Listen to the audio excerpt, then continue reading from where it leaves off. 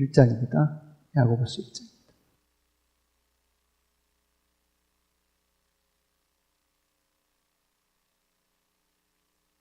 1절 말씀부터 8절까지 다 같이 읽어보겠습니다.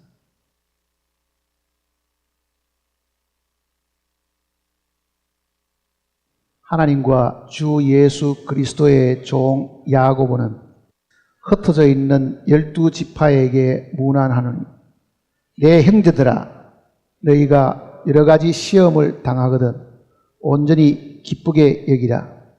이는 너희 믿음의 시련이 인내를 만들어내는 줄 너희가 알미라. 인내를 온전히 이루라. 이는 너희로 구비하여 조금도 부족함이 없게 하려 함이라. 너희 중에 누구든지 지혜가 부족하거든 모든 사람에게 후히 주시고 꾸짖지 아니하시는 하나님께 구하라. 그리하면 주시리라.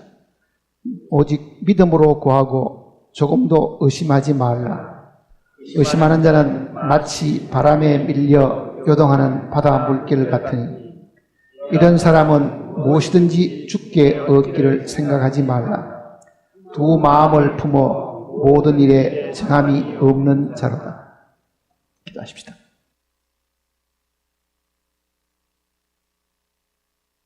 우리를 사랑하신 아버지 하나님, 주님의 사랑을 입은 형제 자매들이 수요일 저녁 이렇게 다시 모여서 주님의 이름을 기억하고 주님의 이름 가운데서 찬송과 영광을 돌리고자 합니다. 우리를 이 땅에서 먼저 주님 안에 불러주시고 주님의 자녀를 삼으셔서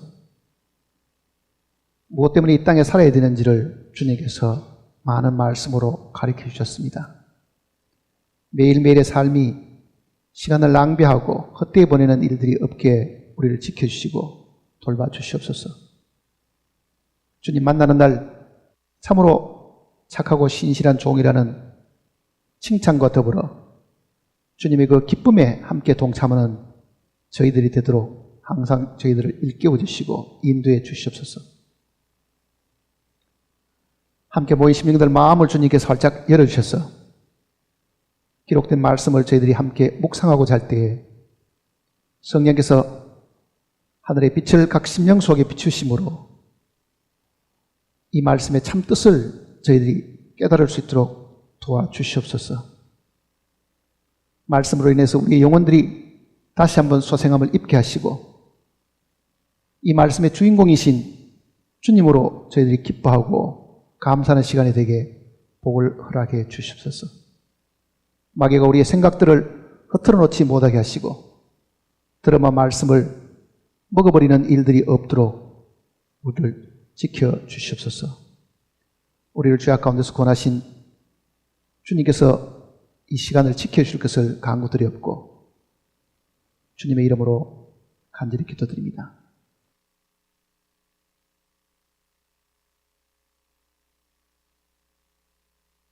지난 주일날은 야고보서 저자에 대한 이야기를 잠깐 살펴봤습니다. 2002년도에 고고학계에 놀라운 유물이 하나 발견된 것이 있었습니다. 한 50cm 정도 되는 돌로 된 유골함이 하나 발견됐는데요. 이스라엘에서 그 유골함 바깥에 고대 히브리 글씨가 새겨져 있었습니다. 정확하게 뭐라고 기록되어 있냐 하면은 야고보, 요셉의 아들, 예수의 형제 이렇게 기록이 되어 있습니다. 야고보, 요셉의 아들, 예수의 형제. 그게 과연 그 옛날 예수님 당시의 유품이냐 아니면 그 이후에 만들어진 가짜냐 하는 그 논쟁이 거의 한 10년 가까이 있었는데 최종적으로는 그게 사실임이 입증이 되었습니다. 오늘 우리가 공부하려고 하는 이 야고보는 바로 요셉의 아들 그리고 예수의 형제입니다. 제가 이 저자를 여러 이 자료를 찾아봤는데요. 아마 그 고고학계에서 발견한 그거보다 더 확실한 것이 아마 없을 것 같아요.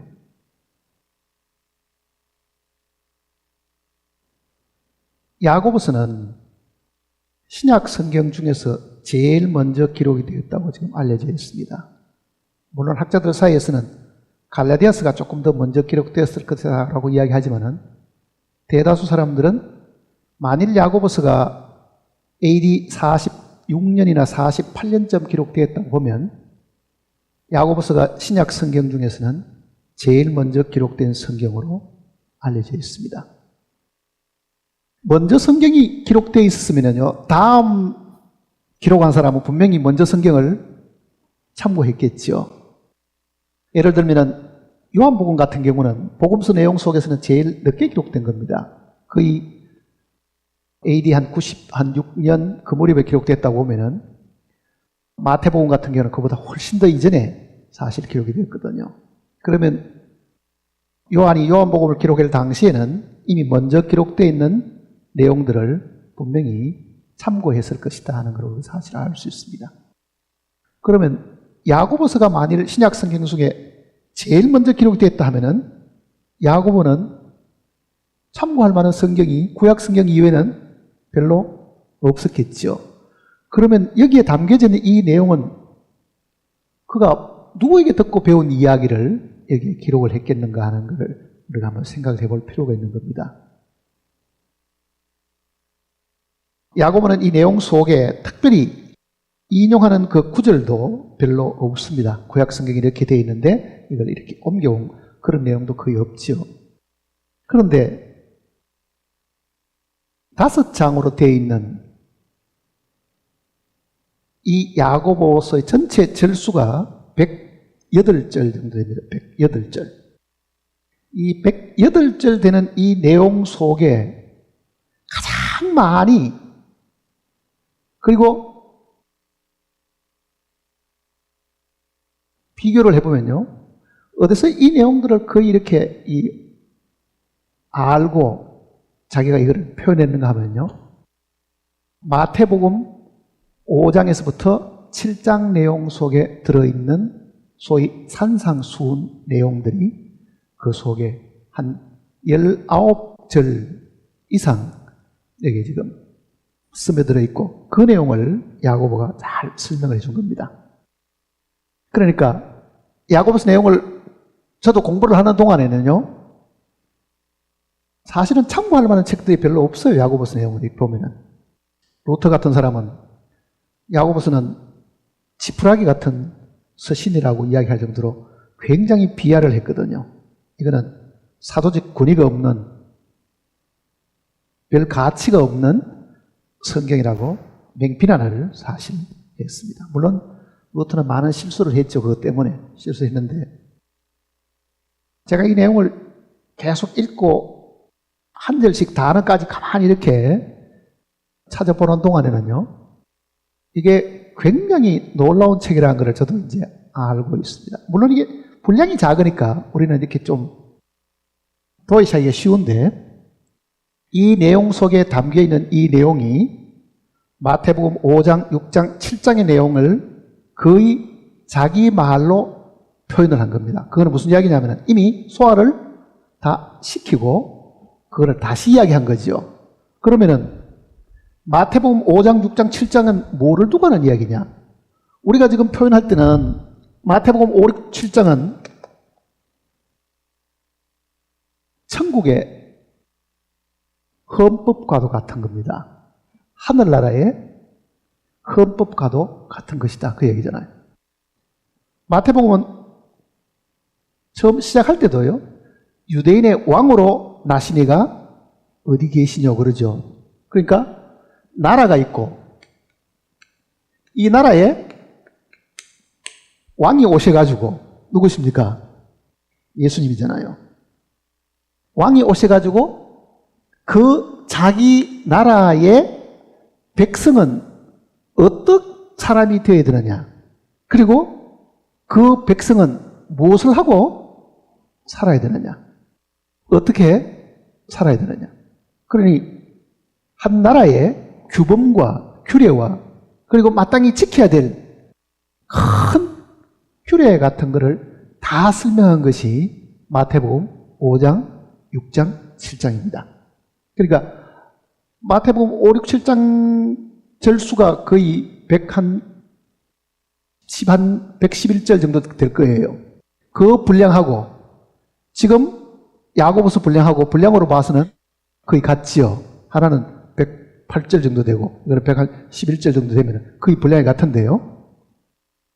이 야고보가 마태복음 5, 6, 7장 내용 속에 있는 것을 지금 읽어보면은 한 19번 정도 거기에 있는 내용들을 거의 같은 내용을 지금 이야기를 하고 있는 거예요. 그러니까 신약 성경 속에서 제일 중요한 주님의 메시지가 산상수훈, 즉 마태복음 5, 6, 7장이잖아요. 이게 예수님이 이 땅에 오셔가지고 산에 올라가셔가지고 천국의 이 법을 그리고 그 백성들이 지켜야 될 규례를 발표하신 내용입니다. 이거는 구약의 율법하고 다른 겁니다. 하늘나라의 백성이 마땅히 이런 일들을 해야 된다는 그 내용을 지금 가르쳐 주신 거거든요. 그러니까 집에 가서 이제 야고보서를 이제 공부하시려고 하면은 마태복음 5, 6, 7장을 자주 읽어보시고 그 내용하고 이 내용을 비교를 해보시면은요, 아, 이 야고보서가 바로 주님이 이 땅에 계실 때에 가르치던 그 가르침의 핵심을 이야기하고 있다는 것을 알 수가 사실 있습니다. 그러니까 어떻게 보면은 야고보서를 해석해 주는 부분이 마태복음 5, 6, 7장. 이거를 축소해 놓은 내용은요, 누가복음 6장이잖아요, 사실은요. 그러니까 누가복음 6장이나 마태복음 5, 6, 7장을 여러분들이 읽고 또 읽고 하다 보면은 이 야고보서 내용은 훨씬 더 쉽게 이해를 사실 할 수 있습니다. 자, 주님이 부활하신 다음에 하늘로 올라가실 때에 이렇게 말씀하셨습니다. 마태복음 28장 한번 보세요.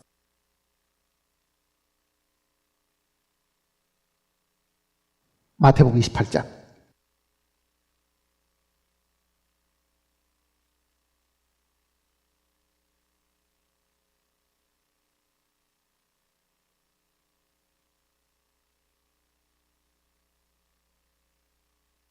이 28장 제일 마지막입니다.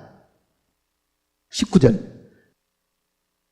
그러므로 너희는 가서 모든 민족으로 제자를 삼아. 그러니 이방인들에게 가서 복음을 전해가지고 주님의 제자를 삼아가지고 그 다음에 어떻게 하라 그럽니까? 아버지와 아들과 성령의 이름으로 세례를 베풀고, 자, 복음 전해서 구원받은 사람에게 첫째는 뭘 하라는 이야기입니까? 침례를 주라. 그렇게 이야기하죠. 그 다음 보세요. 이제 20절 같이 읽어볼까요?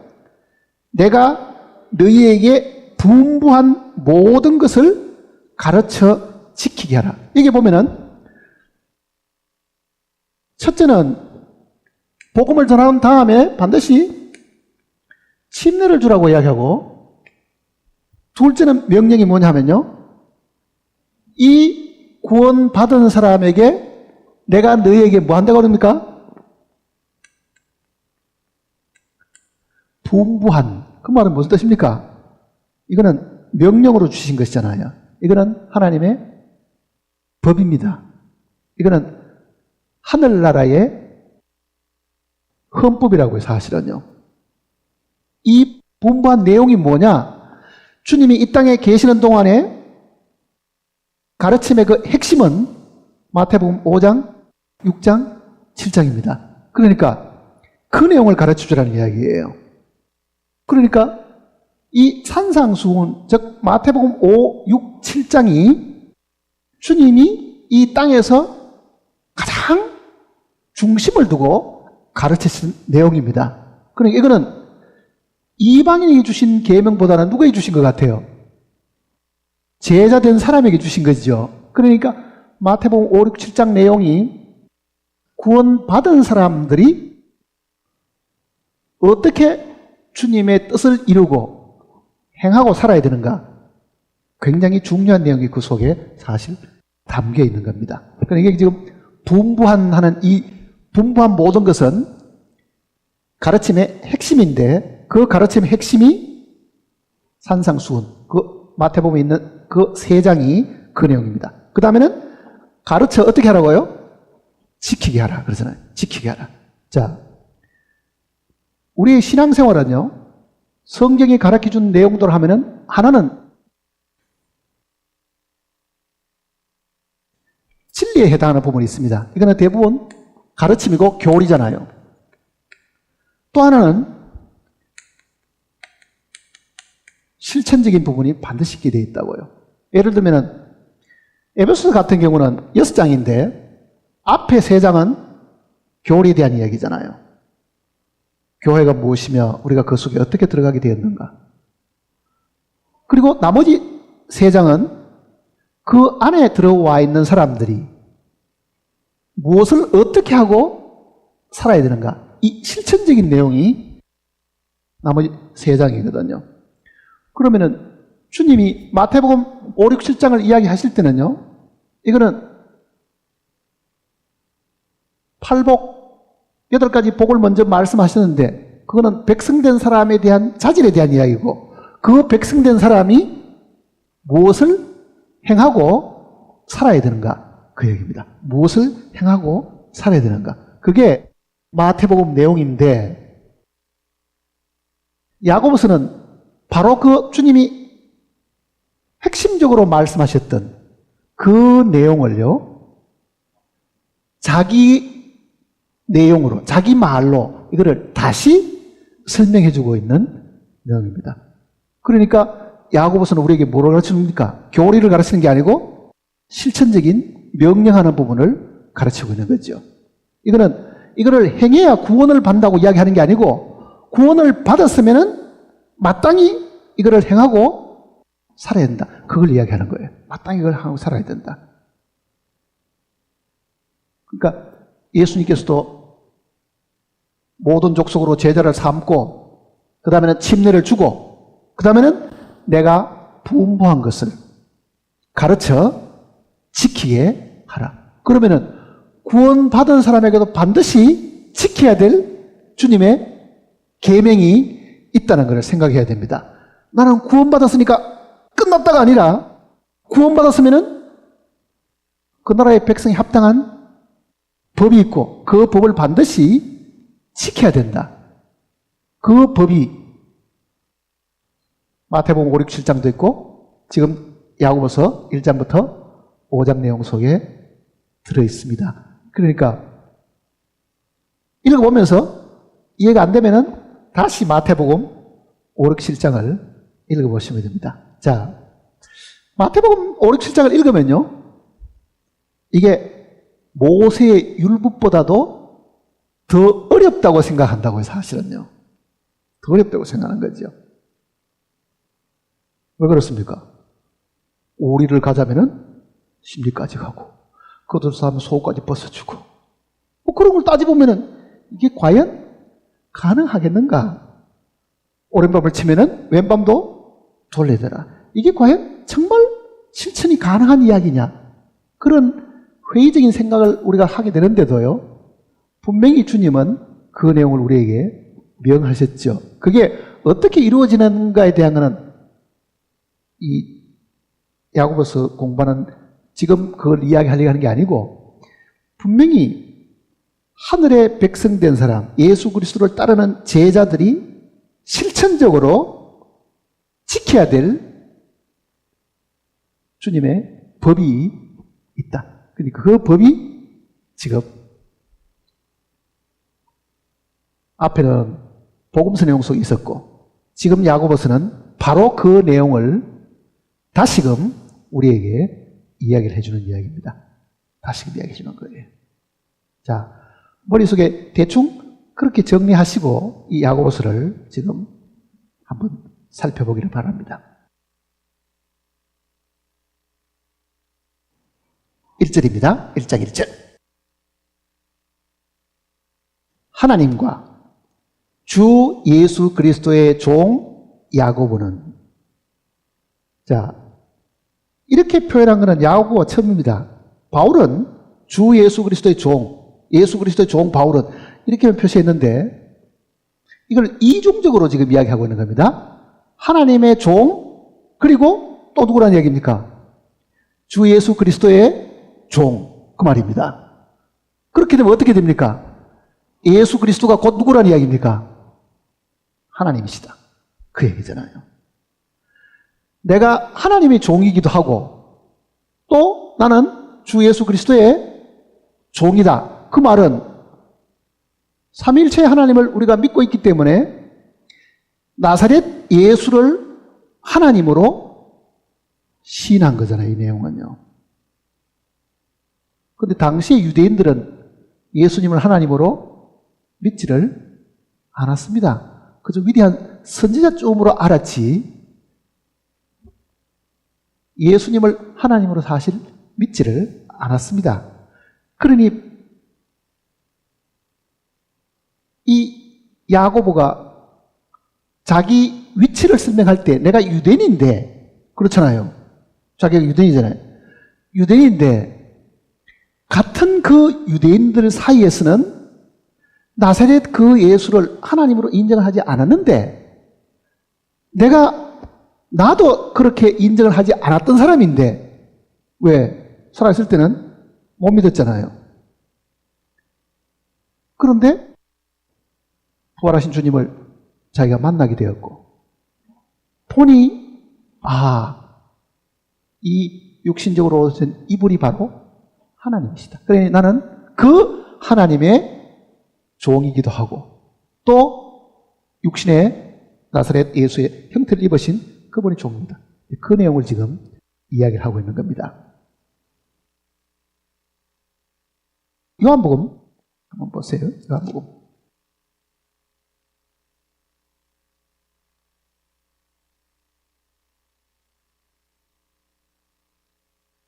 5장을 보시면요, 당시 유대인들의 이 시각은, 예수님에 대한 이 시각은 이랬습니다.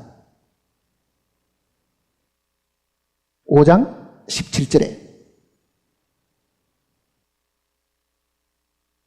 예수께서 그들에게 이르시되 내 아버지께서 이제까지 일하시니 나도 일한다 하시매 유대인들이 이로 말미암아 더욱 예수를 죽이고자 하니 이는 안식일을 범할 뿐 아니라 하나님을 자기의 친아버지라 하여 자기를 하나님과 어떻다고요? 동등으로.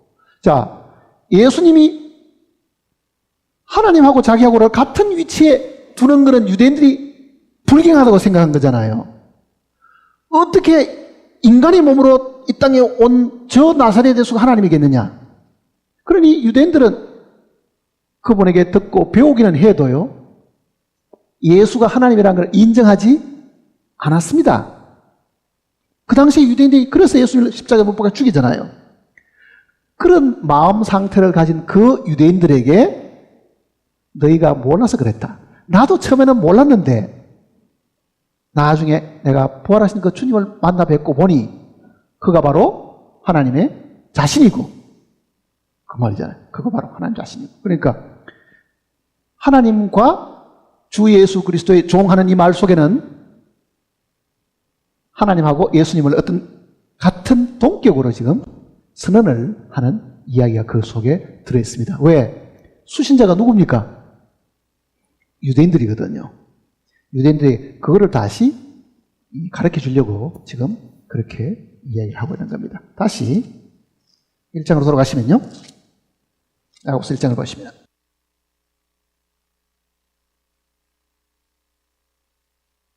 하나님과 주 예수 그리스도의 종 야고보는 흩어져 있는 12지파에게 문안하노라. 그러니까 흩어져 있는 12지파라는 것은 유대 땅에 있지 않고 다 국외로 추방되어서 과거에는 바벨론 포로에 잡혀갔던 사람들, 일부는 돌아오기는 했지만 다 돌아오지도 못했고, 멀리는 그 옛날 포로에 잡혀갔던 그 조상들뿐만 아니라 사도행전 8장을 보면은 예루살렘 교회 박해가 시작되었습니다. 사도들 외에는 다 흩어져 버리잖아요.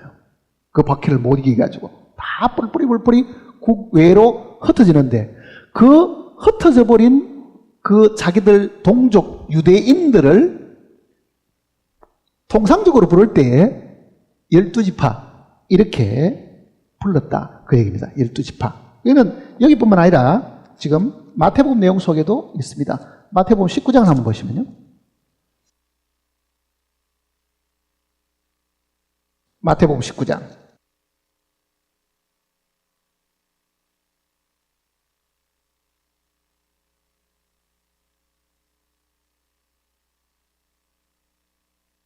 (28절입니다) 28절. 예수께서 이르시되 내가 진실로 너희에게 이르노니 세상이 새롭게 되어 인자가 자기 영광의 보좌에 앉을 때에 나를 따르는 너희도 12보좌에 앉아 이스라엘 12지파를 심판하라. 그러니까 12지파, 그 말은 바로 유대인들을 두고 하는 이야기입니다. 유대인들. 그러니까 유대인들에 대한 칭호 중에 그저 우리 조상 12지파 하면은 전체 유대인 전부 다를 그렇게 묘사를 했습니다. 사도행전도 보시면요. 사도행전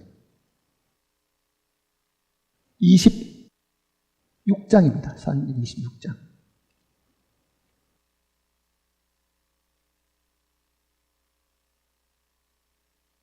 사도행전 26장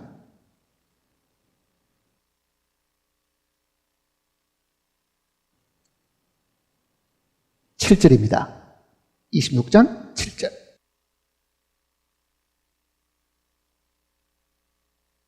이 약속은 우리 12지파가 밤낮으로 간절히 하나님을 받들어 섬김으로 얻기를 바라는 바인데, 그러니까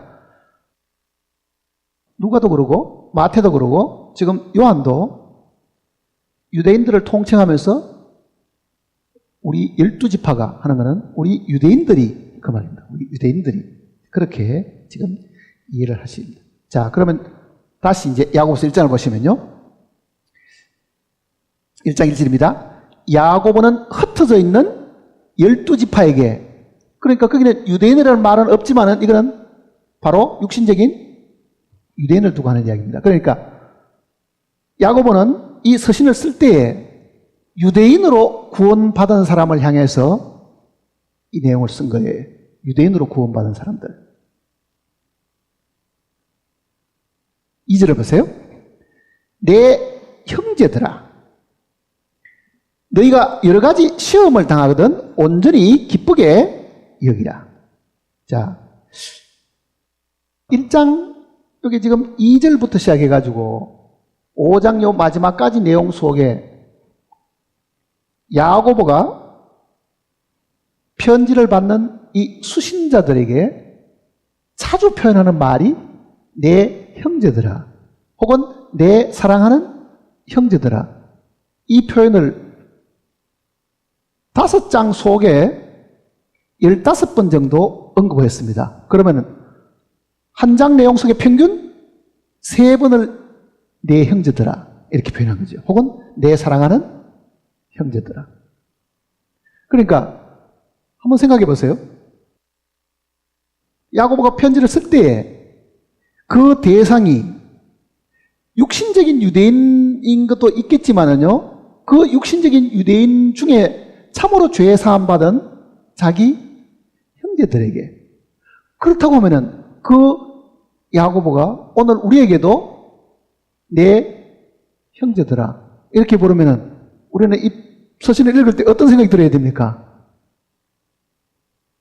나도 그 형제 속에 들어있는 사람이다, 그 얘기잖아요. 그러니 굉장한 이 애정을 가지고 지금 호칭을 그렇게 부르고 있는 거예요.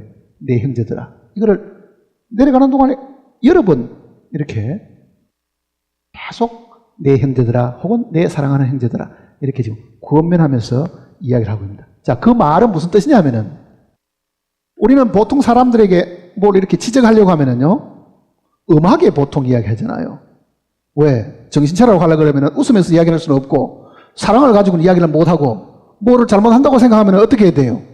혼을 내줘야 된다고 생각하니까 뭔가 좀 음한 목소리로 아마 그렇게 표현할 것 같은데 이 야고보는 굉장히 이 다정한 목소리로 형제들아 혹은 내 사랑하는 형제들아 이렇게 지금 이야기를 하고 있습니다.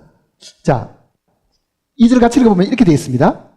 내 형제들아 너희가 여러 가지 시험을 당하거든 온전히 기쁘게 여기라. 자, 인사가 끝나자마자 너희가 여러 가지 시험을 당하거든 그랬습니다. 그러면은 그 당시에 편지의 이 수신자들이 살던 그 당시에 상황이 어떠했는가를 우리가 한번 생각을 해봐야 됩니다. 야고보서가 만일 신약 성경 중에 제일 먼저 기록이 되고 이게 만일 AD 46년이나 그 무렵에 처음 기록이 되고 늦어도 한 AD 한 50년쯤이라고 하면은요 AD 50년경에 그 당시 상황은 어떻느냐? 네로가 통치하고 있을 때였습니다. 네로. 예? AD 50년경에는 네로가 폭군 중에 폭군이잖아요. 로마도 불질러 놓고는 희생양으로 이거는 기독교인들이 불을 질렀다고 그렇게 몰아붙여가지고 수많은 기독교인들을 잡아가지고 죽이고 하는 그 폭군 네로가 있을 때에 이 야고보가 이 내용을 사실 기록했어요. 그러면 더더구나 유대인들 같은 경우는 네로 이전에 클라우디아 그 황제가 기독교인과 유대인들은 로마에서 다 떠나라고 지금 명령을 했거든요. 그러니 로마에도 살지도 못하고 다 또 흩어지는 상황 속에 유대인이라는 것 때문에 예수 그리스도를 믿는다는 그것 때문에 다 쫓겨나가 살다 보니 박해가 굉장히 심한 거죠. 그러니까 이 야고보서가 기록될 이 당시에 편지를 받는 사람들의 형편은 박해가 너무너무 극심할 때에 있었던 상황이라는 것을 먼저 기억을 하셔야 이 내용을 이해를 할 수가 있습니다. 다시 보세요. 내 형제들아 너희가 여러 가지 시험을 당하든 어떻게 하라고요?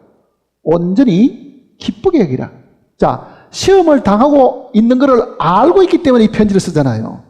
그리고 잡혀 죽었다든지 혹은 고문을 당했다든지 재산이 다 뺏겼다든지 학대를 받고 있다든지 그런 많은 이야기를 야고보가 듣고 있었겠죠. 예루살렘에서. 야고보는 예루살렘에서 안 떠났으니까. 그러니 정말 함께 같은 믿음을 가진 그 형제들이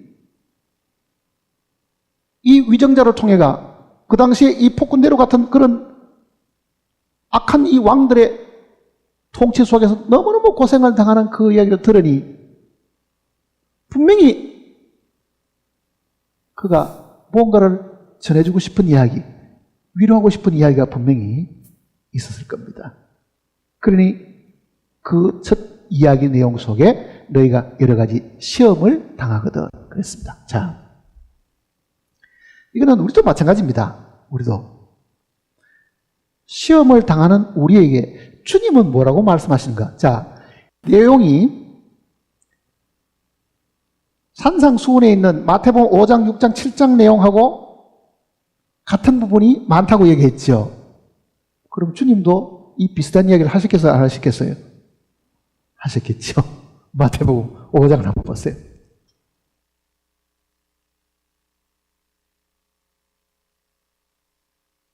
마태복음 5장입니다.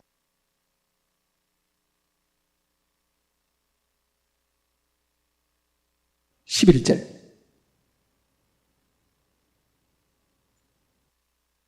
11절.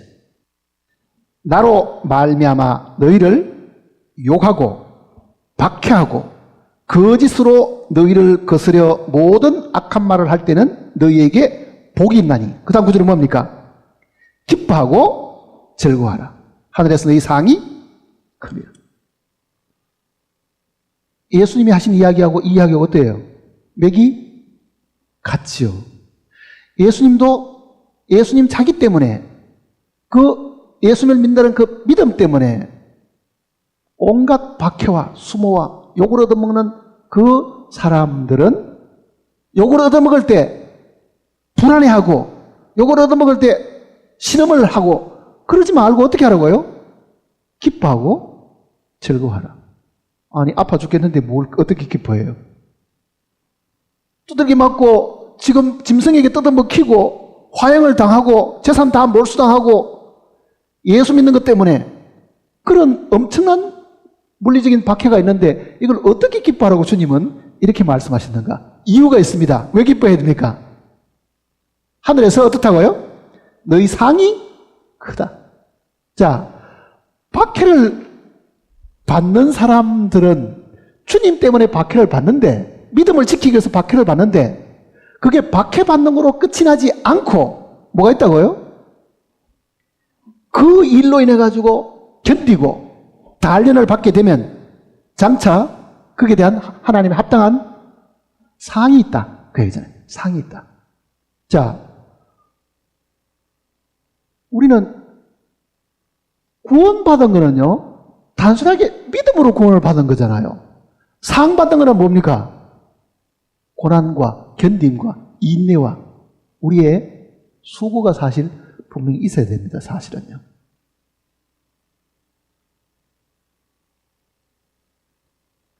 그러니 예수님이 산상수훈에 이렇게 하시는 이 말씀을 이 야고보는 익히 잘 기억을 했을 뿐 아니라 그거를 실천적으로 표현하고 살았겠죠. 그러니 마태복음이 기록되기도 전에 그가 예수님께로부터 직접 배운 그 내용을 간직하고 있은 거죠. 그러니까 그 내용을 예수님의 그 가르침을 그대로 지금 자기도 표현을 해주고 있는 겁니다. 다시 야고보서를 보세요. 이제 2장입니다. 내 형제들아, 너희가 여러 가지 시험을 당하든 온전히 기쁘게 여기라.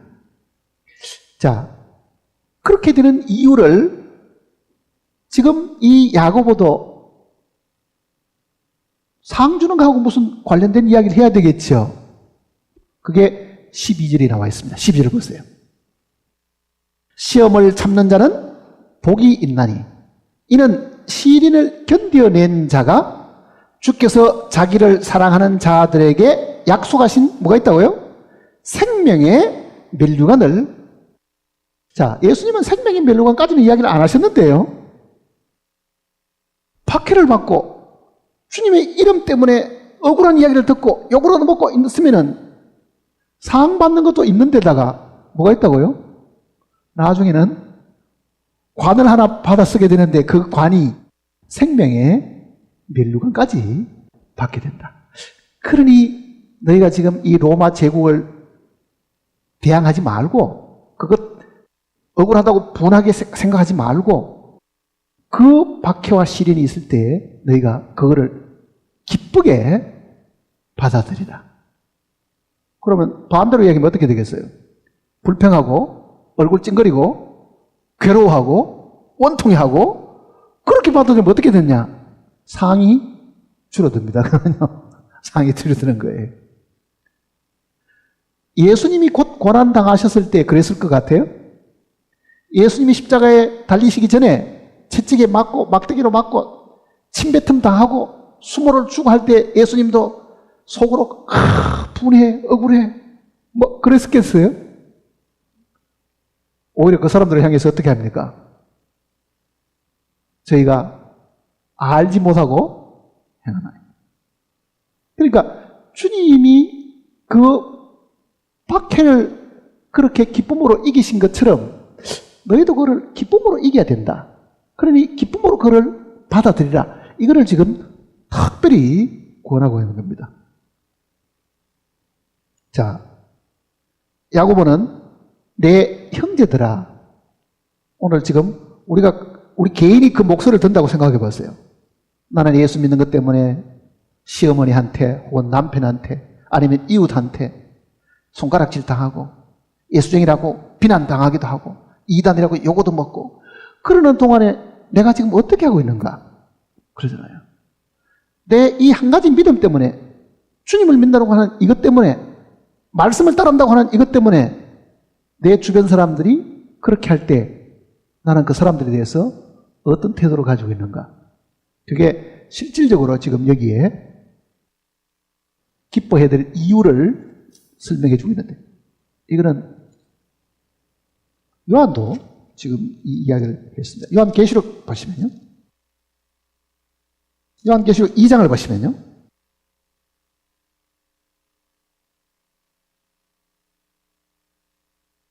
요한계시록 2장 10절입니다.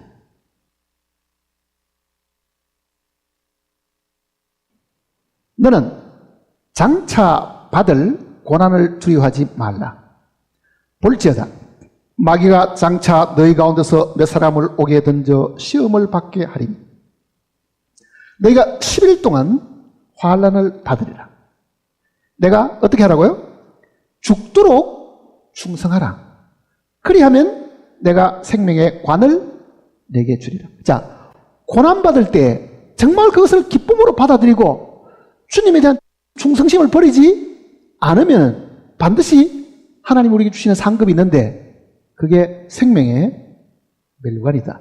그게 생명의 멸관. 그러니까 고난으로 끝이 안 나고 주님의 보상이 그게 반드시 있으니까 슬퍼하고 괴로워하지 말고 기뻐하라. 이렇게 지금 야고보가 특별히 부탁을 하고 있는 겁니다.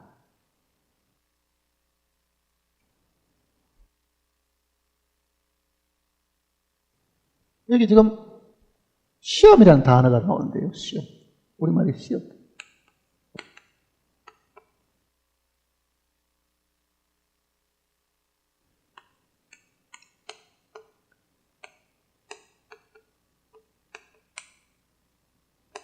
temptation.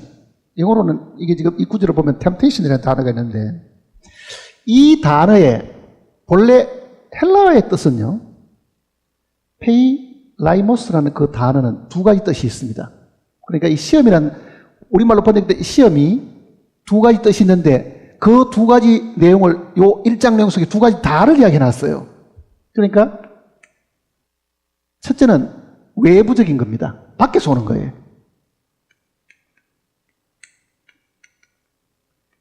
외부적인 박해와 이 외부적인 이 고난, 이거를 요 성경에 지금 시험이라고 표현을 했는데요. 같은 단어인데 외부적인 것이 아니고 내부적인 것도 있습니다. 안에 있는 거지, 우리 안에. 내부적인 죄의 유혹도 같은 단어로 지금 써두었습니다. 그러니까 그거는 지금 여기에 13절부터 읽어보면요. 이거는 밖으로부터의 시험이 아니고 안에 있는 내적인 겁니다. 13절 보세요. 사람이 시험을 받을 때 내가 하나님께 시험을 받는다 하지 말라. 하나님은 악에게 시험을 받지도 아니하시고 친히 아무도 시험하지 아니하시느니라. 오직 각 사람이 시험을 받는 것은 어떻다고요? 자기 욕심에 끌려 미혹됨이니. 욕심이 잉태한 자. 이거는 우리 안에 내부적인 죄의 유혹을 두고 하는 이야기입니다. 그러니까 1장 내용 속에 2절부터 12절까지 있는 내용은 외부적인 이 시험이고 13절부터 있는 이야기는 안에 내부적인 시험을 두고 하는 이야기입니다. 둘 다를 지금 우리가 다 공부를 해야 되는 거예요. 둘 다를 공부해야 돼요. 그러니까 밖에 물리적인 박해, 안에 죄의 유혹으로 인해 가지고 시험 받는 경우, 그 두 가지를 다 지금 설명을 하고 있는 겁니다.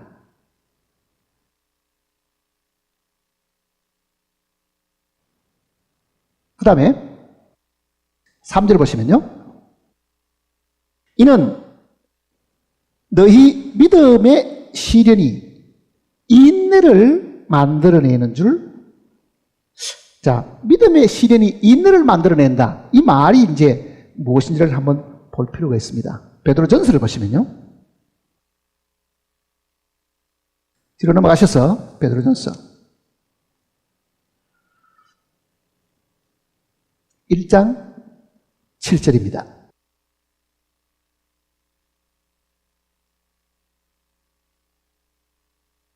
1장 7절.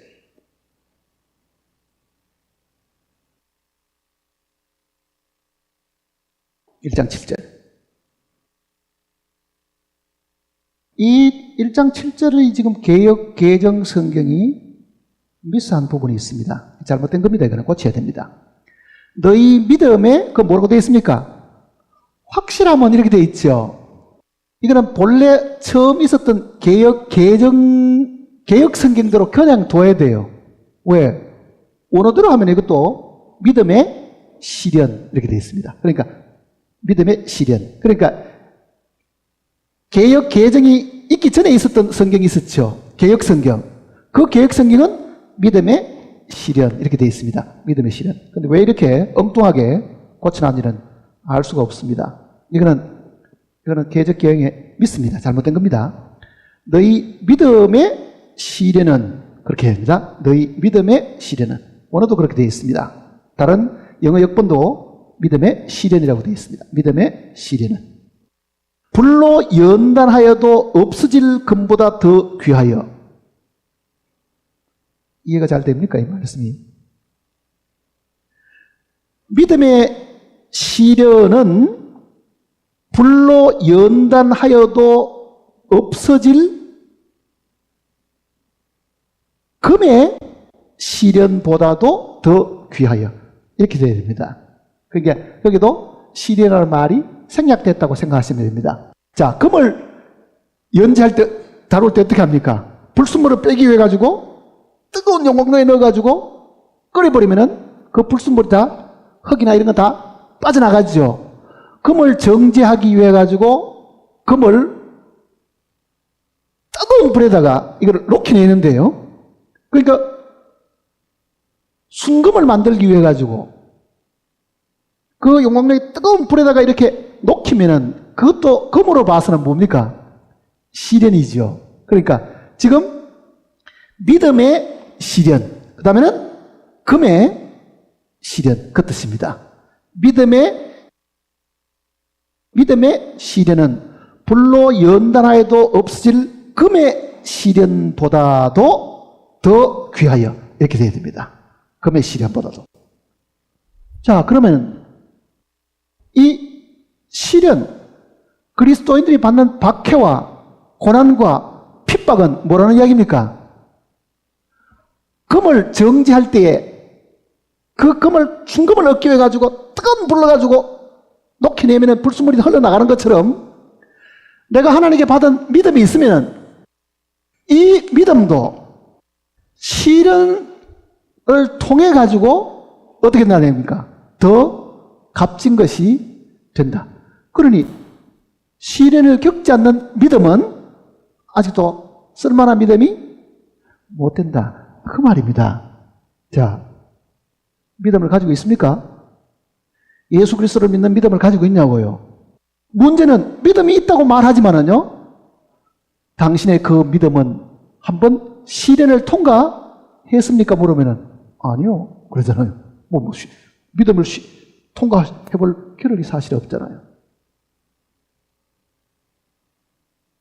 그러니 야고보는 지금 그 내용을 지금 우리에게 설명해 주려고 하는 겁니다. 너희 믿음이 진짜 믿음인지 가짜 믿음인지 알아보려고 하면은 테스트를 거쳐봐야 된다.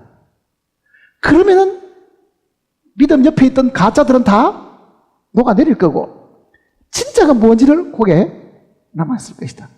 금을 정지하는 것처럼 너희 믿음도 한 번은 통과된다. 그 내용을 이야기하는 거예요. 그렇기 때문에 지금 그런 시험이 오는 걸 사람들이 두려워하지 않도록끔 지금 특별히 위로를 하고 있는 겁니다. 자, 내 믿음은 언제 용광로를 거쳤습니까? 아브라함은 믿음으로 어렵다함을 분명히 얻었죠. 근데 그 아브라함은요, 그 용광로를 거쳤습니다. 네 아들을 내게 바치라. 그러니까 시련을 통과한 믿음이라야 이게 온전한 믿음이 되지. 믿음 그 자체만 붙들고 있어가지고 될 일이 아니다. 그 내용을 지금 이야기하는 겁니다. 다시 보세요. 7절을. 다시 보세요. 자, 이 틀린 것은 이제 고쳐야 됩니다. 너희 믿음의 시련은 불로 연단하여도 없어질 금의 시련보다도 어떻다고요? 더 귀하여. 자, 믿음의 시련은 금을 다루는 것보다는 금이 받는 그 시련보다 더 귀하니까 그 얘기죠. 왜? 예수 그리스도께서 나타나실 때에 뭐가 있다고요? 칭찬과 영광과 존귀를 얻게 할 것이다. 그거는 생명의 멸관이고 그거는 장차 우리가 얻을 상이다. 그 얘기잖아요. 상이다. 그러니 시련을 통과한 믿음이라야만 칭찬과 영광과 존귀가 있고 하나님께로부터 칭찬도 있고 하나님께로부터 생명의 멸관도 받았을 수가 있다. 그러니 가만히 앉아가지고 갈 수 있는 곳은 믿음으로 어렵동을 받고 그 나라에 입장은 하겠지만은요, 상 받는 거하고는 다르겠죠. 상 받는 거는 분명히 이 믿음의 시련을 통과해야 된다는 걸 이야기하는 거예요. 그리고 믿음이 성장한다고 말을 하려고 하면요, 시련을 통과하지 않으면 절대로 성장하지 않습니다. 많은 어려움과 고난과 박해와 가난과 핍박과 이거를 통해서 그때그때마다 믿음이 성장하지, 시련을 통과하지 않은 사람은요, 믿음이 처음 믿을 때 그 믿음 그대로 가지고 있지 않습니다. 성장이 없어요. 그냥.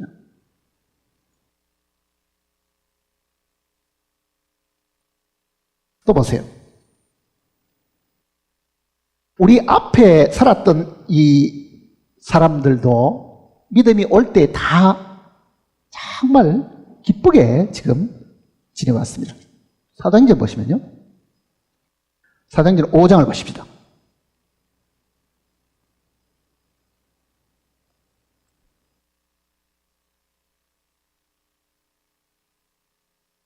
사도행전 5장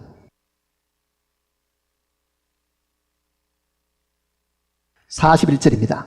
41절.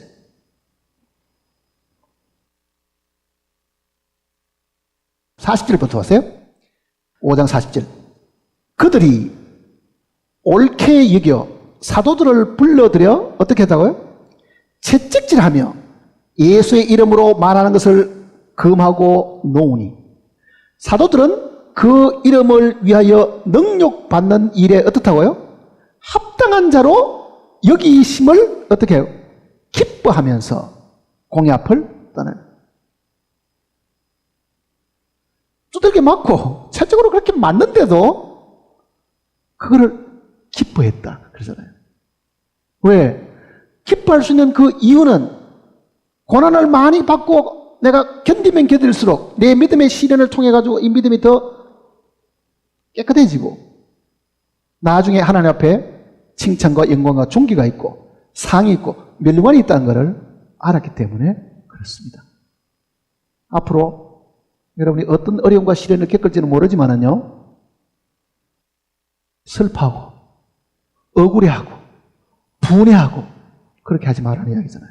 그러면 상을 다 까먹죠. 다 까먹고 있는 거예요. 왜? 주님이 허락하신 거기 때문에 그렇습니다. 허락해 놓은 거기 때문에. 사랑하는 자식일수록 음악이 키워야 되는 이유가예요. 사랑하기 때문에 온양하게 키워놓으면 애 다 망쳐놓습니다. 아이를 정말 훌륭하게 키우려고 하면요, 항상 징계와 채찍이 따라가야 되는 것처럼 하나님께서 우리로 하여금 육신에 빠져 살지 않도록 하기 위해서라도 하나님은 많은 환경적인 어려움을 주셔가지고 우리의 마음이 하나님 앞에 그대로 살아가도록 그렇게 지금 해 주시려고 합니다. 뒤에 로마서를 보시면 로마서 5장입니다.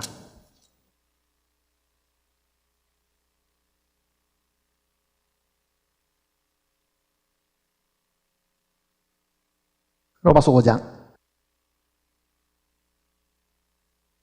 3절입니다.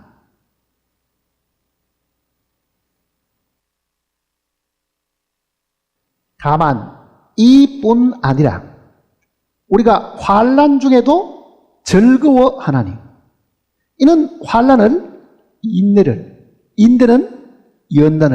연단은 소망을 이루는 줄 압니다. 자,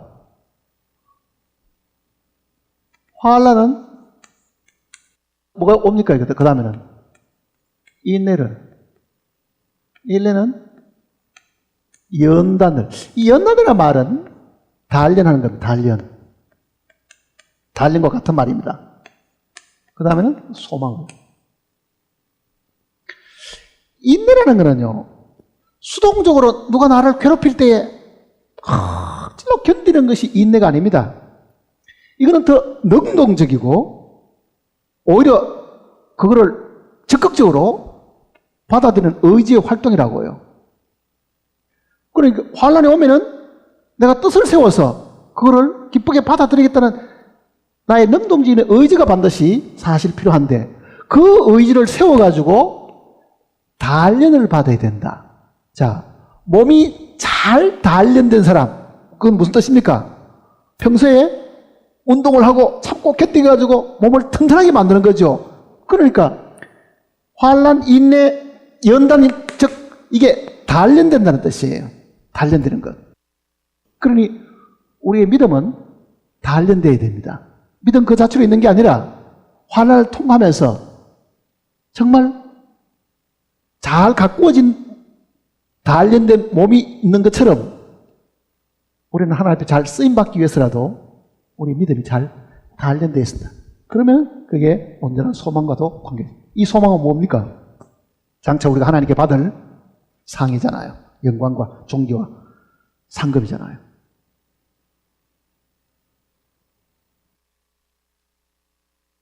자, 여기도 지금 3절 다시 보세요.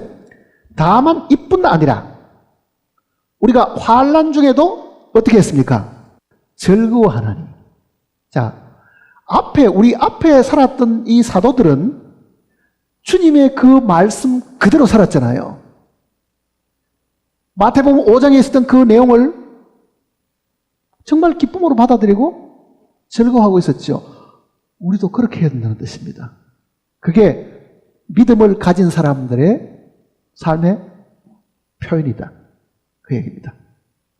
우리는 죄사함 받는 믿음을 분명히 가졌으면은 그 죄사함 받는 믿음을 가진 그 사람은 반드시 박해와 환난과 어려움이 올 때에 끙끙대고 신음하고 괴로워하고 답답해하고 그러지 말고 어떻게 하라고요? 기뻐하고 즐거워하라. 그 얘기입니다. 기뻐하고 즐거워하라. 고린도후서를 한번 보십니다. 고린도후서 12장입니다.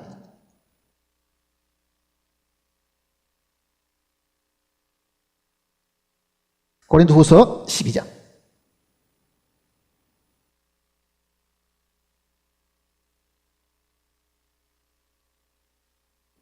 10절입니다. 12장 10절. 12장 10절. 그러므로 내가 그리스도를 위하여 약한 것들과 능력과 궁핍과 박해와 공고를 어떻게 했다고요? 기뻐하노니. 바울도 정말 자기 육신의 약함도 있었습니다. 이 육체의 가시가 있었습니다. 사탄의 가시가 있었죠. 너무너무 고통스러워 괴로우니까 하나님께 기도했습니다. 오히려 하나님은 그 고통을 그대로 뒀습니다. 고치지 않았지요. 아니, 얼마나 괴로웠으면 육체의 가시라고 얘기했겠어요. 가시 콕 찌르듯이 그렇게 아팠다는 이야기잖아요.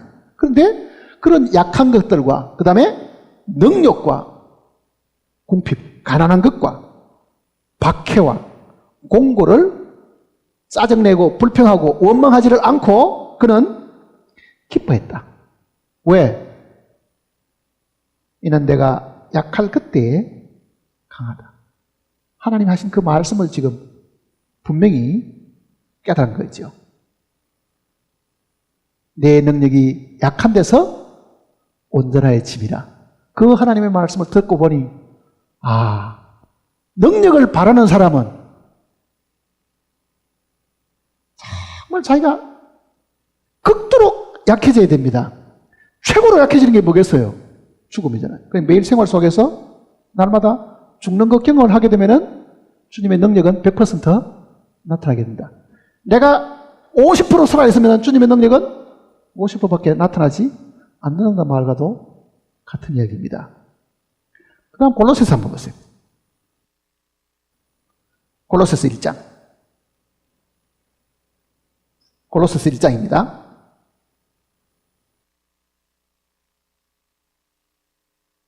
1장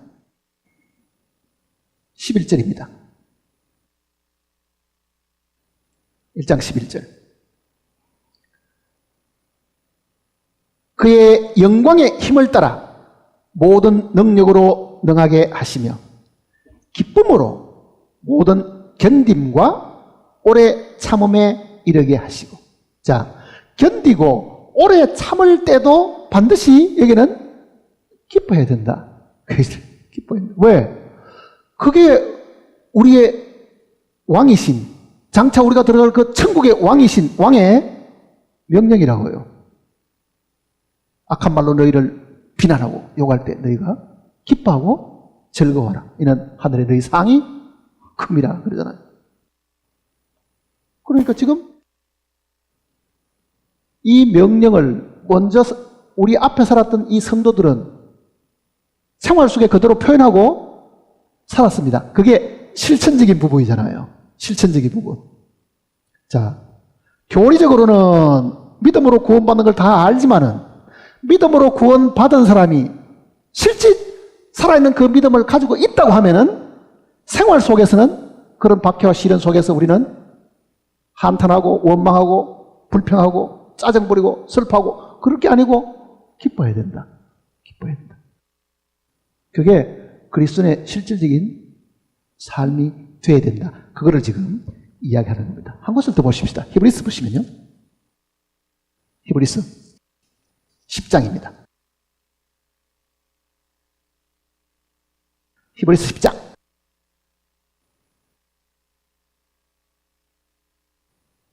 (34절입니다) 히브리서 10장 34절.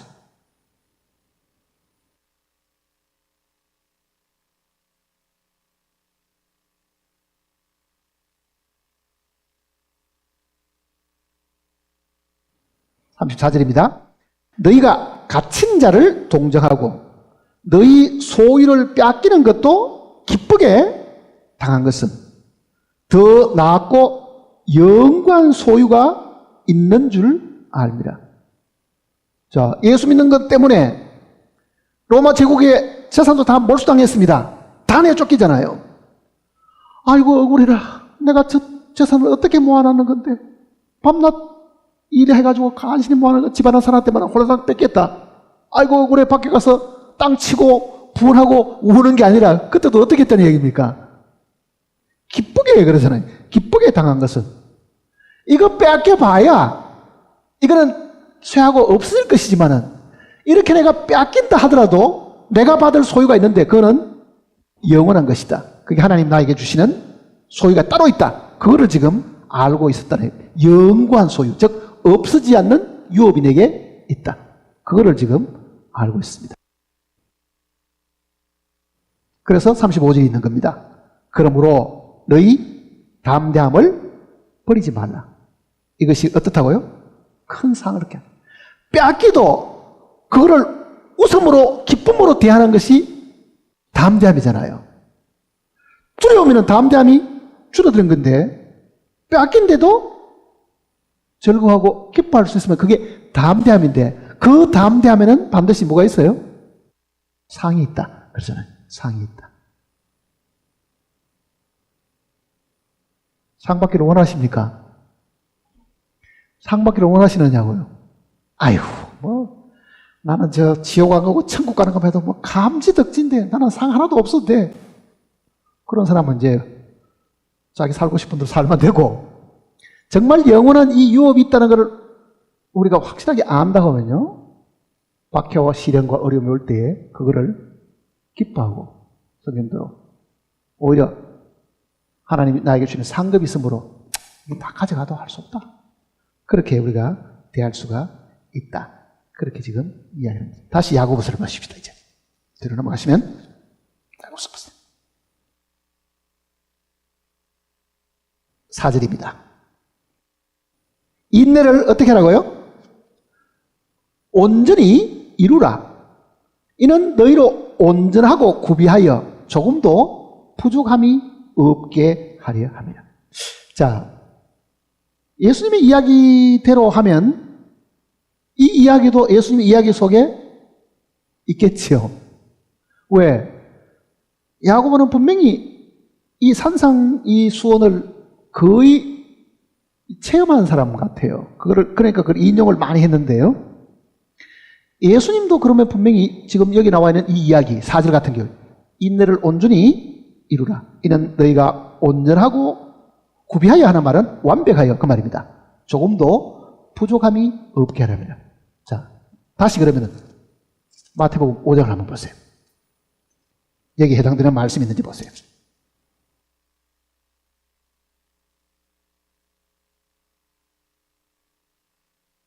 마태복음 5장 48절입니다.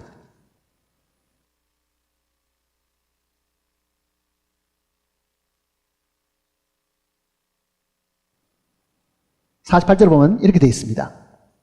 그러므로 하늘에 계신 너희 아버지의 온전하신 같이 너희도 온전하라 그러죠. 자, 이 온전함에 대한 이야기가 야고보서에 있는 그 온전함과 같은 이야기입니다. 지금 두 개를 지금 잘 비교를 해보시기 바랍니다. 자, 야고보서도 인내를 어떻게 하라고요? 온전히 이루라. 그렇게 되면 어떻게 됩니까? 이는 너희로 온전해지고 그 말입니다. 그 다음에는 완벽하여져서 조금도 부족함이 없다. 자, 인내는 우리로 하여금 뭘 한다고요? 온전해지게 하는 것이다. 온전해지게 하는 것이다. 어떻게 이게 온전해지는가?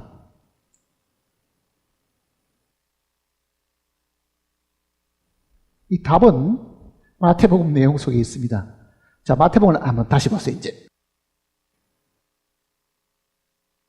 5장 43절부터 한번 보십시다. 5장 43절. 또 내 이웃을 사랑하고 내 원수를 미워하라 하였다는 것을 너희가 들었으나 나는 너희에게 이르노니 너희 원수를 사랑하며 너희를 박해하는 자를 위하여 어떻게 하라고요? 기도하라. 이같이 한즉 하늘에 계신 너희 아버지의 아들이 되리니 이는 하나님이 그 해를 악인과 선인에게 비추시며 비를 의로운 자와 불의한 자에게 내려주십니다.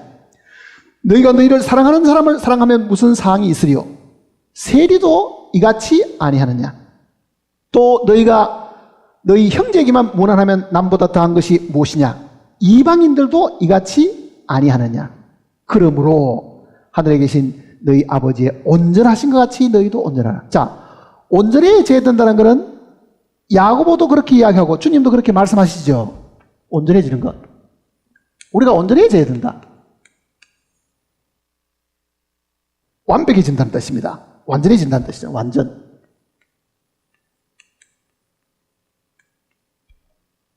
그럼 어떤 사람은 이 완전히 죄 하나도 안 짓는 그런 상태를 두고 하는 이야기냐? 아닙니다. 앞에 지금 이 설명을 미리 해 주었습니다. 자, 보세요. 하나님이 온전하신 것 같이 너희도 온전하라 그러죠. 하나님이 온전하는 것은 어떻게 해서 온전해지는 겁니까? 하나님은 어려운 사람에게도 햇빛을 비추시고 악인에게도 비도 주십니다. 우리는 어때요? 나한테 잘해주는 사람은 그래. 나한테 미워하는 건 어떻습니까? 준 것도 뺏어와야 됩니다. 준 것도 뺏어와야 됩니다. 그러니 우리 인간은 나를 박해하고 괴롭히는 사람에 대해서 우리가 내어줄 것이 한 가지도 없죠. 그런데 하나님은 자기를 대적하는 악인을 향해서도 여전히 하늘에서 비도 내려주고 하늘에서 햇빛도 비춰주니 하나님은 악한 사람도 그냥 좋게 대하고 그러잖아요. 그러니까 하나님의 온전하심과 같이 하는 말은 무슨 뜻이겠어요? 하나님은 자기를 박해하고 욕하고 비난하는 자에게도 똑같이 대한다. 그러면은 내가 박해받을 때도 기쁨으로 대하면은 하나님이 대하는 거하고 어떻습니까? 같잖아요. 이게 사실은요. 하나님 대하는 거하고. 그런데 누가 나를 괴롭히면은 죽어보자. 내가 이거 원수를 갚아야지. 하고 있으면은 좋은 사람에게는 좋게 대하고 싫은 사람에게는 나쁘게 대하는 거죠. 그게 우리 인간이라는 얘기입니다. 타고난 우리 인간은 그렇던데 이제 우리가 받은 생명은 아담에게 물려받은 생명이 있는 것이 아니고 뭐가 있어요? 하나님의 생명도 있으니 너희가 정말 하나님의 생명이 있다고 너희가 고백을 하려고 하면 하나님이 자기를 대적하는 사람에게도 어떻게 했다는 이야기입니까? 비도 주고 햇빛도 주는 것처럼 너희도 그네들에게서 똑같이 대하라. 어렵습니까? 쉽습니까? 근데 하나님이 그렇게 하시는 그 일들이 성경에는 온전한 것, 완전한 것 이렇게 이야기한 겁니다. 다시 보세요. 여기 44절 보세요. 나는 너희에게 이르노니 너희 원수를 어떻게 하라고요? 사랑하며. 원수 사랑할 사람이 있어요? 못하죠. 하나님은 그렇게 하셨다는 이야기잖아요. 하나님은 십자가에 못을 박는 그네들을 향해서도 아버지여 저들의 죄를 사하여 주옵소서. 자기들 향해서 자기가 알지? 그거니까 하나님은 자기를 죽이는 그 사람을 향해서도 불평하거나 원망하거나 대꾸하거나 대항하거나 욕하거나 그렇게 안 했다. 그렇다고 하면 하나님이 온전하신 같이 너희도 온전하는 이 말 속에는 박해하는 그 사람을 향해서도 우리가 웃으면서 혹은 기쁘게 그렇죠. 그렇게 대하게 된다. 근데 그게 불가능한 거라고 생각했는데 우리는 몇몇 성경 구절 찾아보니 우리 앞에 있는 사도들은 어떻게 했습니까? 재산이 빼앗기는데도 기쁘게 당하고 박해하는 사람 앞에도 기쁘게 당하고 그게 불가능한 것이 아니지요. 주님이 우리를 통해서 하시게 되면 그것도 분명히 가능해집니다. 자, 45절 보세요. 이같이 한즉 하늘에 계신 너희 아버지의 아들이 되리니. 자, 하나님의 아들이 되는 것은 믿음으로 되는데 박해하는 사람을 사랑하는 사람이 되어야 하나님의 아들이 된다는 말이 뭐겠어요? 하나님의 아들로 확정을 받는 겁니다. 말로는 내가 하나님의 아들이다 그런데 시련을 겪어보니 하나님의 아들 같지 않고 마귀의 아들 같은 거라. 마귀는 어떻게 합니까? 선을 악으로 갚고 악도 악으로 갚고 그러잖아요. 그러니 여기서 말하는 하나님의 아들이 된다는 말은 박해하는 사람을 향해서 우리가 사랑을 베푸는 그 행위 때문에 아들이 된다는 말이 아니고 이거는 하나님의 아들로 확정을 받는다. 그 얘기입니다. 그 다음 보세요. 이는 하나님이 그 해를 악인과 선인에게 비추시며 비를 의로운 자와 불의한 자에게 내려주십니다. 하나님은 차별을 안 하고 있습니까? 그렇죠? 너희가 너희를 사랑하는 자를 사랑하면 무슨 상이 있으리요? 세리도 이와 같이 아니하느냐? 또 너희가 너희 형제에게만 무난하면 남보다 더한 것이 무엇이냐? 이방인들도 이같이 아니하느냐? 그러므로 하늘에 계신 너희 아버지의 온전하신 같이. 자, 하나님의 온전하심은 뭡니까? 박해하는 사람이나 욕하는 사람들도 똑같이 대해주는 거 있잖아요. 똑같이 대해주는 거. 누가복음 6장을 보시면요.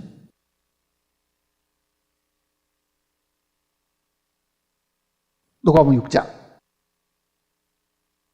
누가복음 6장은 마태복음 5, 6, 7장을 축소해 놓은 장입니다. 사실은요. 누가복음 6장 내용은요. 6장 27절 보세요. 27절. 그러나 너희 듣는 자들에게 이르노니 너희 원수를 사랑하며 너희를 미워하는 자를 선대하며 너희를 저주하는 자를 위하여 축복하며 너희를 모욕하는 자를 위하여 어떻게 하라고요? 기뻐하라. 그러니까 박해를 하는 사람을 향해서 두고 보자. 너 천벌을 받을 거야. 내가 반드시 복수할 거야. 그렇게 악하게 대하는 것이 아니고 그 박해하는 사람을 향해서도 내가 기뻐하고 즐거워하게 되면 그 박해가 나를 단련시켜주잖아요. 단련시켜준다는 얘기입니다. 하나님의 아들의 합당한 자로 단련시켜주게 되고 그리고 하나님께서 나에게 상급 주심을 내가 확실하게 내가 믿고 살아가는 사람이 사실 된다. 그 얘기입니다. 된다.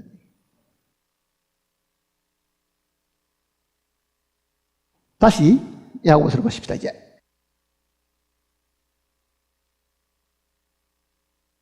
야고보서 1장으로 다시 돌아가시면요. 4절입니다. 인내를 온전히 이루라. 이는 너희로 온전하고 구비하여 조금도 부족함이 없게 하려 함이라. 인내를 온전히 이루라. 너희로 전혀 부족함이 없이 완전하게 지금 해 주시려고 하는 것이다. 베드로전서를 한번 보십시다. 뒤로 넘어가셔서 베드로전서 4장입니다. 베드로전서 4장.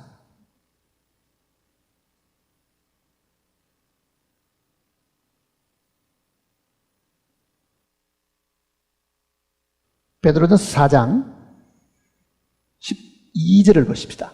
12절. 베드로도 동일한 이 메시지를 우리에게 전해주고 있습니다. 4장 12절. 사랑하는 자들아. 야고보는 내 사랑하는 형제들아. 이렇게 지금 표현하는 부분이 있듯이 여기도 사랑하는 자들아. 너희를 연단하려고, 즉, 단련하려고 오는 불시험을 이상인 일 당하는 것 같이 이상히 여기지 말고 오히려 너희가 그리스도의 고난에 참여하는 것으로 즐거워하라. 이는 그의 영광을 나타내실 때에 너희로 즐거워하고 기뻐하게 하려 합니다. 너희가 그리스도의 이름으로 치욕을 당하면 복 있는 자로다. 영광의 영 곧 하나님의 영이 너희 위에 계십니다. 얼마나 이 영광스러운 이야기입니까? 그러니 불시험이 온다. 시험 자체를 이게 정말 불같은 시험이라고 지금 이야기하는데 그 불시험이 올 때에 그걸 이상히 여기지 마라. 우리는 이렇게 생각합니다. 어떻게 구원받은 나에게 이런 일이 생길까? 그 이상하게 생각하는 거잖아요. 안 생겨야 될 일이 생겼다고 생각하는 거잖아요. 그런데 분명히 구원받은 그리스도인에게도 불시험이 있습니다. 어떻게 이런 일이 생기느냐가 아니라 반드시 그런 일들이 있다는 것을 지금 이야기하는데 그런 일이 있을 때에 그거를 이상히 여기지 말고 내가 받는 이 고난도 주님의 고난 속에 참여하는 것인 줄 알고 그거를 즐거워하고 기뻐해라. 왜? 영광의 영이 우리 위에 지금 함께하고 있다. 이렇게 지금. 자, 이렇게 우리가 고난을 받고 시험을 받아야 될 이유가 있습니다. 데살로니가 후서를 보시면요. 데살로니가 후서 3장입니다.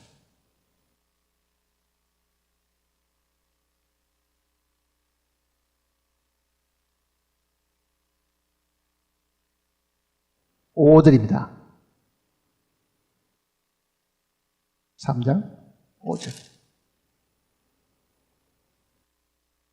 주께서 너희 마음을 인도하여 하나님의 사랑과 그리스도의 인내에 들어가게 하시기를 원합니다.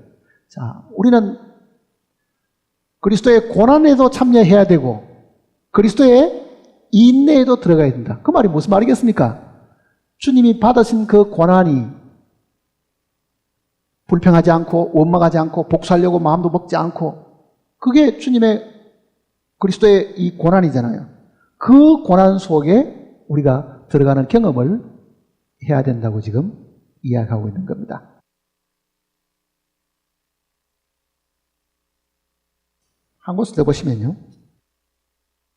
히브리서 보십시다.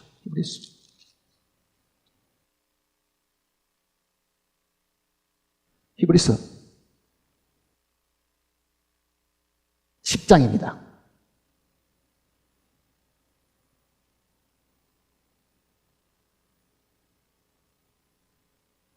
(36절입니다) 히브리서 36절.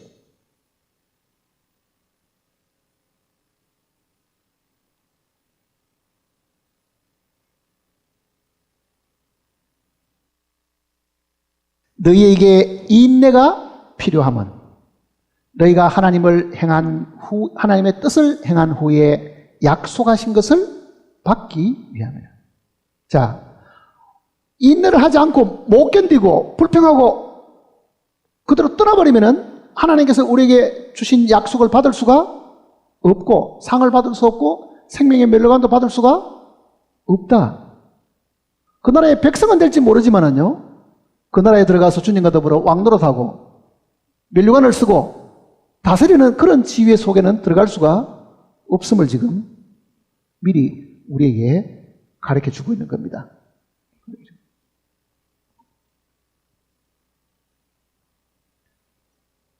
저녁 시간이 되니까 이제 길게는 못 하겠습니다. 돌아가시는 길이 머니까. 한 8절, 우리 지금 야고보서 아까 읽어놓은 만큼은 공부를 해야 되는데 오늘은 4절까지밖에 공부를 지금 못 했습니다. 자, 주님께서 야고보를 통해서 우리에게 주신 이 교훈은 주님이 직접 가르치신 내용과 거의 일치한다고 지금 제가 말씀드린 겁니다. 일치하는 거예요. 그러니까 야고보서를 그저 머릿속에 지식으로 공부하시는 것이 아니고 이걸 듣고 배우면은 실전에 우리도 들어가 봐야 되죠. 그 실전이 나를 비난하는 사람, 뒤에서 헐뜯고 욕하는 사람, 재산상의 손해를 끼친 사람, 억울한 이야기를 해서 괴롭히는 많은 사람들이 있을 때 내가 어떻게 그네들을 대하느냐, 그거잖아요. 어떻게 대하느냐. 그때 내가 불평과 원망을 하고 짜증 부르고 슬퍼하고만 있을 것이냐, 아니면은 영원한 주님이 주시는 그 상급이 있으므로 정말 재산이 빼앗기는 것도, 혹은 한 대 맞아가 멍이 들어가지고 괴로움을 당하는 그런 일들도, 억울한 소리를 함으로 인해 가지고 많은 사람들 내 위신이 깎이는 그런 일이 있더라도 정말 마음속에 기뻐하고 즐거워하게 되면 하나님이 주시는 온전한 상이 분명히 기다리고 있다. 그거를 바라보고 우리가 모든 시련과 환난, 어려움을 이기도록 당부하고 있는 말씀입니다. 기도하십시다.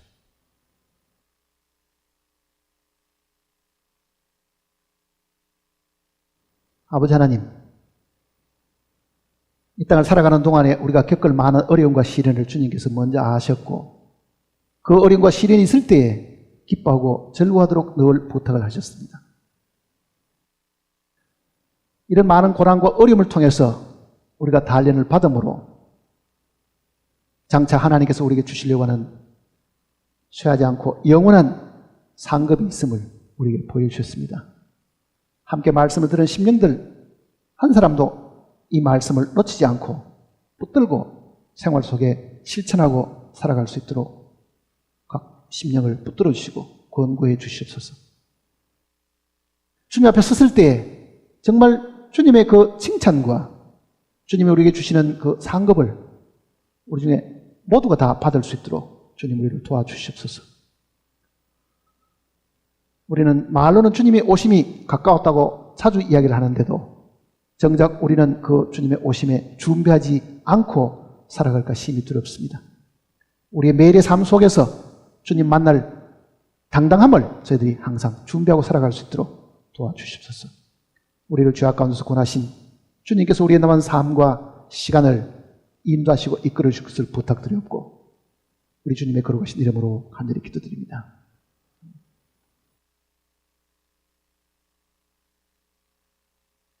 543장입니다.